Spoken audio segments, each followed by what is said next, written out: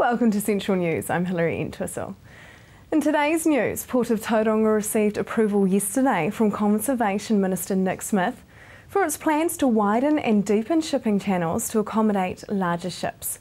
The dredging project, allowing larger ships carrying up to 8,000 containers, will be carried out in several stages and is expected to start towards the end of the year and be completed by mid-2014. The dredging will widen and deepen the Port of Tauranga shipping channel from 12.9 metres to 16 metres depth at low water. Obtaining the resource consent to begin dredging has taken 4 years, including numerous court hearings. Last month was one of the driest on record for the Bay of Plenty, with less than 55 millimetres of rain falling, but March looks set to bring more sunshine. NewsWednesday National Climate Summary shows the Bay region recorded record low rainfall, with 15% less rainfall last month than the average for February. Highs or anticyclones kept rain-bearing weather systems such as lows and fronts away, resulting in an extremely dry and sunny February for many regions of the country. Sunshine totals were well above normal, between 110 and 124% for the normal of February. Truck drivers attending this week's 3-day expo at Mystery Creek will have the chance to influence an upcoming Waikato road safety campaign targeting other motorists. Members of the Waikato Regional Road Safety Education Group will be on hand at the New Zealand Transport Agency stand X11 and X12 at the Transport and Heavy Vehicle Expo this Thursday, Friday and Saturday. Waikato Regional Council's Road Safety Coordinator, Monique Haynes, says the groups focused at the Expo would be on highlighting previous campaign messages such as keep it at 10 below, perform pre-trip inspections and take 10-hour rest breaks. Truck drivers will also be asked at the Expo what they think other motorists need to know about sharing the roads with heavy vehicles. Muscle samples from the thighs of 54 young male university students who ate 2 kiwifruit a day have provided yet more evidence that New Zealand's recommended daily intake of vitamin C should be increased. The findings are a result of a human clinical research project leader by Professor Margaret Vissers of Otago University's Centre for Free Radical Research and published in the American Journal of Clinical Nutrition. The research using kiwifruit as a source of vitamin C found that skeletal muscle is the body's most liable and possibly largest store of vitamin C, and that muscle levels most accurately reflect vitamin C intake. The record-breaking warm weather this summer has brought with it an increased risk of drought, fires and now skin cancer, according to latest research. Skin Cancer Monitoring Service MoleMap analysed recent NIWA data and found that dangerous ultraviolet or UV radiation increased by 17% this summer. Dermatologist Dr. Mark Gray, a skin cancer specialist and the medical director at MoleMap, says ultraviolet radiation is the main factor responsible for skin cancers. He says Kiwis should be concerned with the increased UV radiation, and while it was nice to enjoy the additional 35% more sunlight hours this summer, they have come with a price. Now for our region's weather. Hamilton, your Thursday will be sunny with light winds. Your expected high is 27 and an overnight low of 12. Tauranga, your Thursday will be fine with light winds too. Your expected high is 24 and an overnight low of 15. Just ahead, the triathlon.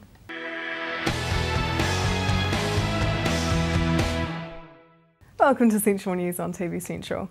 The Weet-Bix Triathlon is being held around the country on various dates. The Hamilton event has already been, but the Tauranga event is coming up on the 24th of March. I spoke with a competitor to find out what goes into training for a triathlon. So why did you want to partake in the Weet-Bix Triathlon? Because I thought that I'd give it a go. I've been considering it these past few years, but I thought I'd maybe give it a go this year. You have to swim 200 metres. How have you trained for that? I do surf life saving every week, and so I do heaps of swimming when it comes to surf life saving. And so you do you've done 200 metre swimming in the surf life saving? Yes, plenty of those. Now the bike ride is 8 kilometres. That's a long way. How have you trained for that one? I live 5k's from the surf club, and so when I get the chance, I cycle to the surf club and back. And the running leg is 1.5 kilometres. I couldn't do that. How have you trained for that? I do, been doing heaps of running and training every day at school, and every Saturday I go for a 40-minute run. Have you done all of it together as part of your training yet?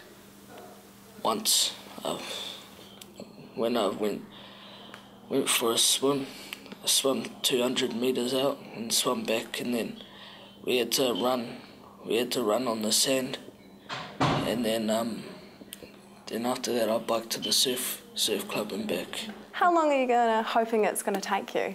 Hopefully around the 45-50 minute mark. Just hope to be as fast as I can. Have you had to change what you eat a little bit to give you more energy? Nah, not really. I've just been eating healthy and training heaps so I can get myself ready for rugby and this triathlon.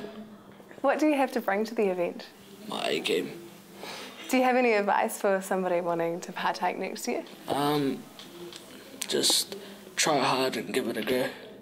Are you surprised at your son's determination to partake in this event? No, I'm not surprised. He's been working very hard to achieve his goals this year. So it has been 3 years in the making. Have you seen any changes in Haki? Haki's become more determined and self-motivated and actuating certain conditions and motivational skills for himself and finding new avenues to try and exert some energy.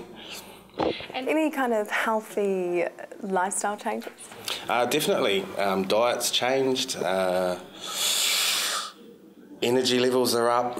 Things are definitely moving for the positive, yes. What do you think an event like this gives kids? I think that the Weet-Bix Try offers children interesting and varied conduit to get rid of energy and to experience new things, especially for young adults as they transition. They have a lot of energy and pent-up energy that they can release, and also trying something new and different to what they do every day and what they're used to. Rugby is a big part of Haki's life, and it's just trying to explain that there's different things out there that can be very inspirational and beneficial to young guys. Have you been training with him? I'd like to say yes, but no. Because the school is actually getting behind Haki. What are they doing? There's a Hautapa sports program that runs at the kura here, and they're getting a group of participants in that program to come down and tautoko or support him on the day. And it's also about showing the other kids in the school that there are other things out there, and maybe someone might get a taste for it and get out there next year and compete. And what are your motivations? Because my mum and dad have been encouraging me to give things a go, and I gave a lot of things a go last year, and my mum mentioned this one, and so I thought I'd give it a go, and a lot of my other mates have been talking about it, and so I thought I'd give it a go. Find out more on Try, that's T-R-Y, athlon.weet-bix.co.nz. Just ahead, the endometriosis walk.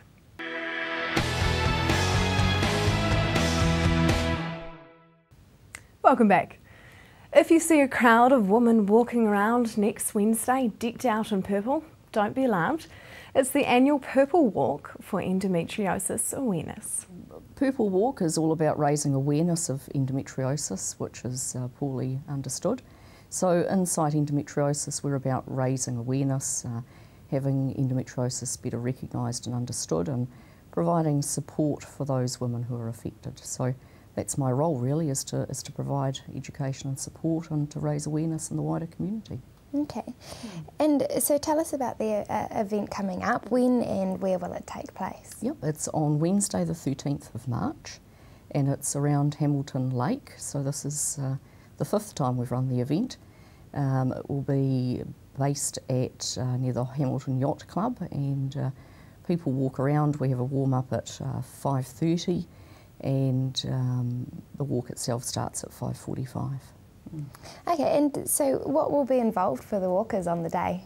Oh, well, it's a fun, exciting day full of lots of atmosphere. So the Zumba warm-up gets everybody kind of motivated and on their feet, and the walk around the lake encourages people to talk about endometriosis on the way. At the end, we have goodie bags like this one here I've brought in, which will be chock full of goodies on the day, and a big spot prize draw to round off, and we'll finish the day about 7:15.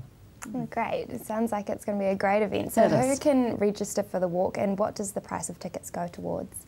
Yeah, so anyone can register. We're encouraging this as a community event. So last year we were delighted that so many blokes turned up. So whole families come along, people bring pushchairs.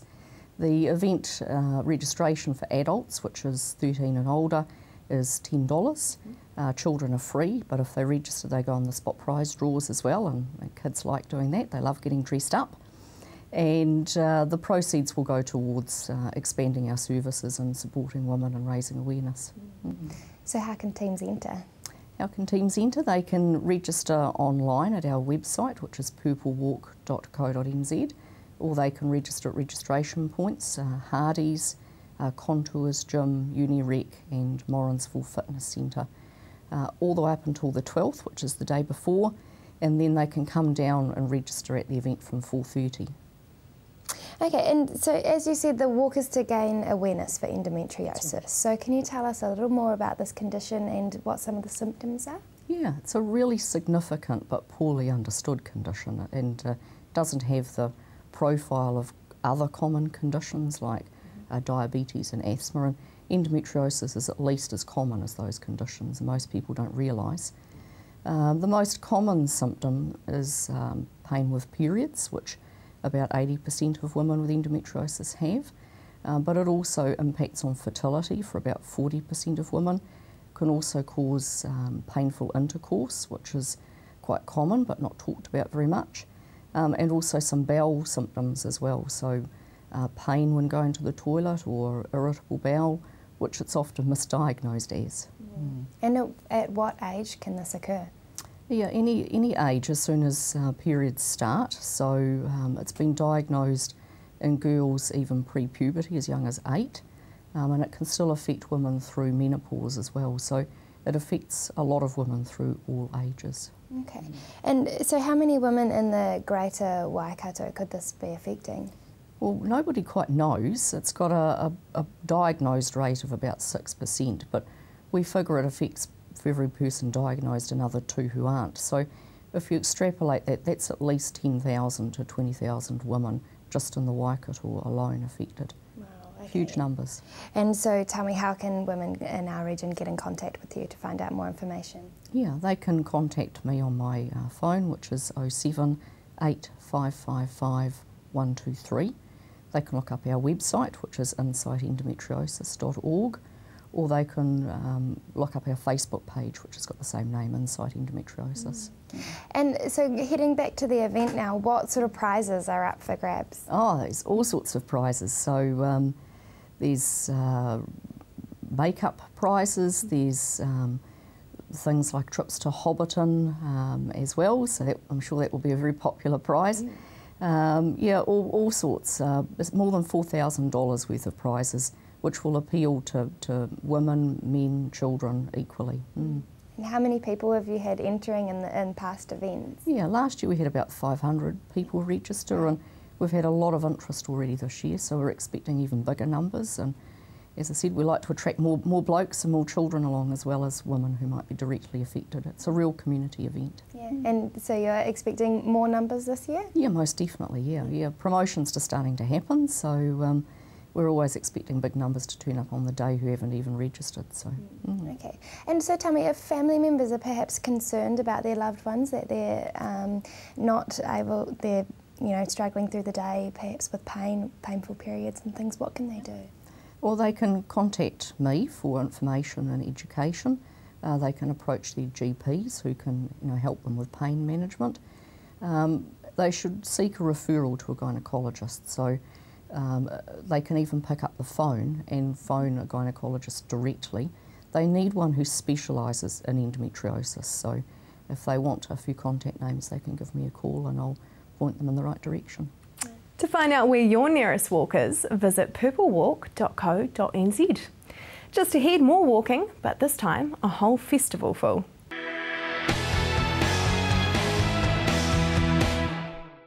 If you have just joined us, welcome to Central News.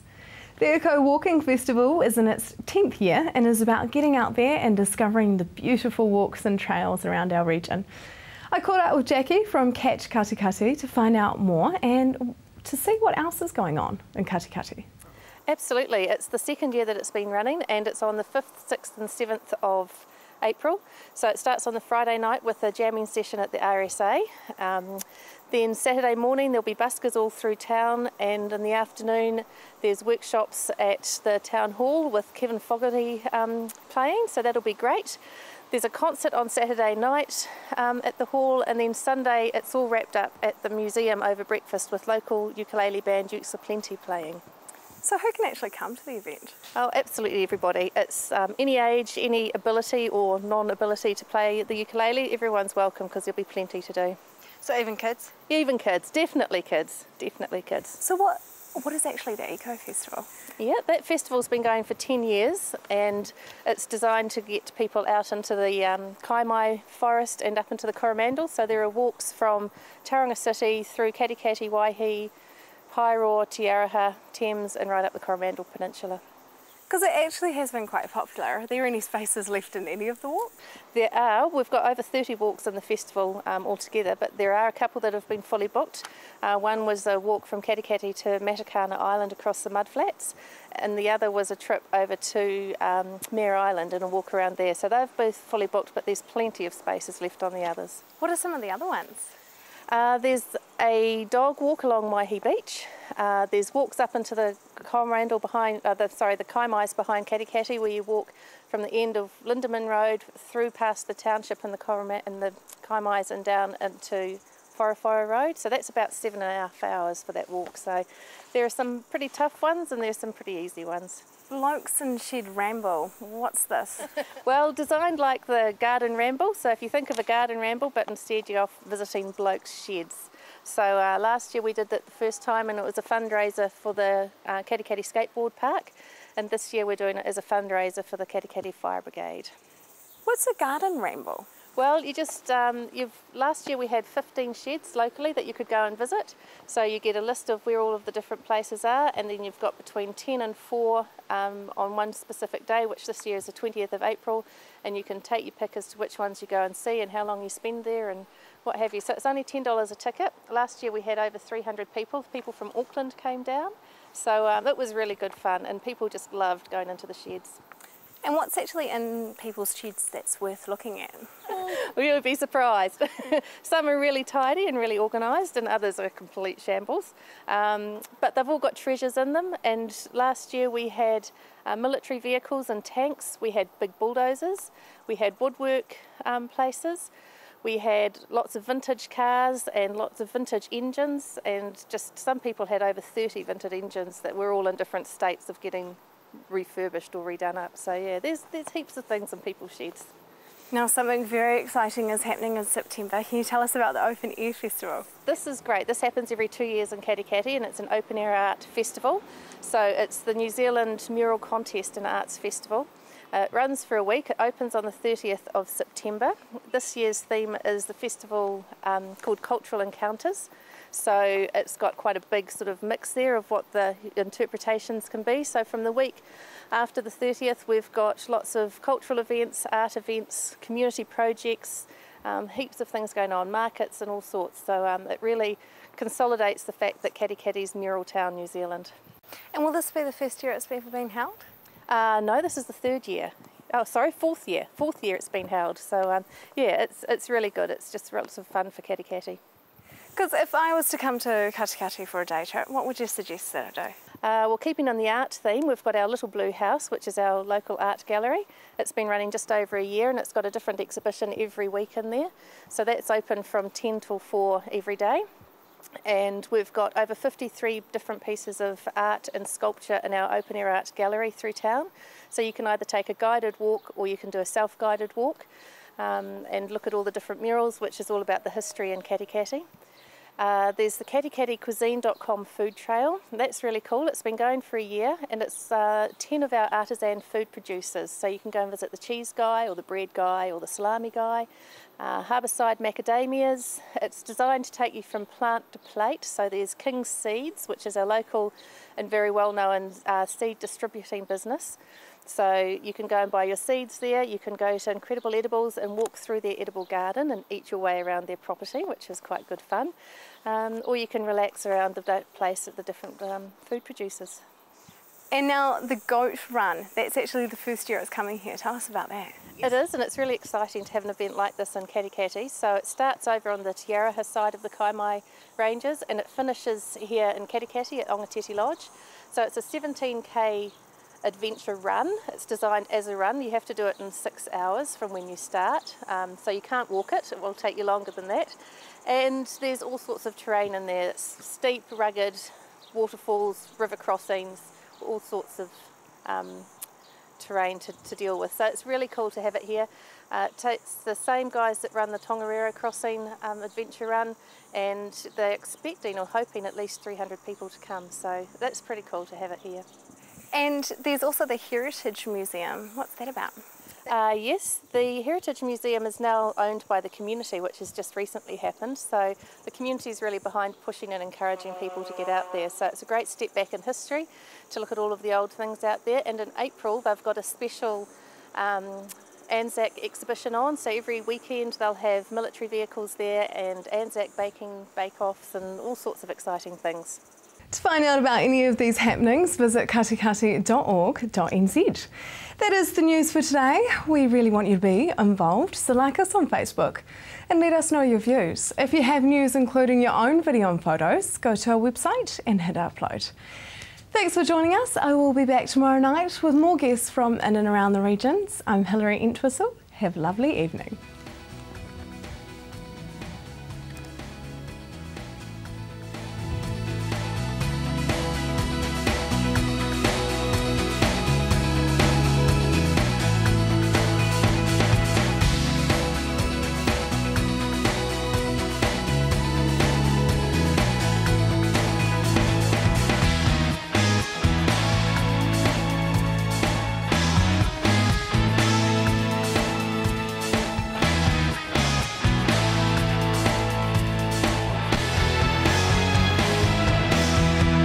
This has been an Alpha Media production, a division of Television Media Group. Supporting local content so you can see more of New Zealand on air.